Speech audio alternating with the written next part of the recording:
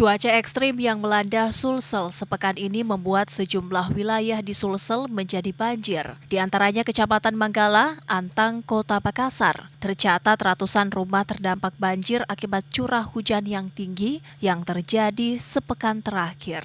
Untuk meringankan beban para korban terdampak banjir, Kapolda Sulsel dan Pangdam 14 Hasanuddin turun langsung ke lokasi banjir di Kecamatan Manggala, Antang. Dalam pantauannya, Kapolda Sulsel bersama Panglima TNI, Maijen TNI Haji Totok Imam Santoso memberikan 100 paket bantuan sembako langsung kepada korban yang terdampak banjir di Kecamatan Manggala.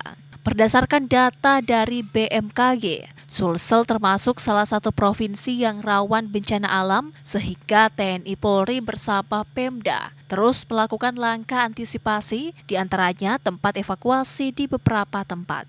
Seperti apa? Baik ya, jadi kami bersama-sama dengan Bapak Pangdam dan para pejabat utama saat ini berada di Desa Manggala, Kecamatan Manggala, dalam rangka untuk meninjau dan mengecek perkembangan terkait dengan bencana alam banjir yang ada di Kecamatan Manggala ini.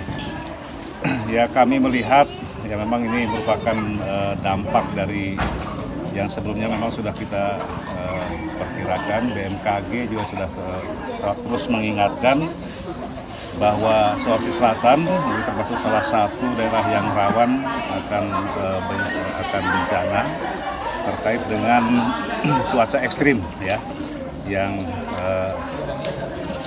diperkirakan oleh BMKG.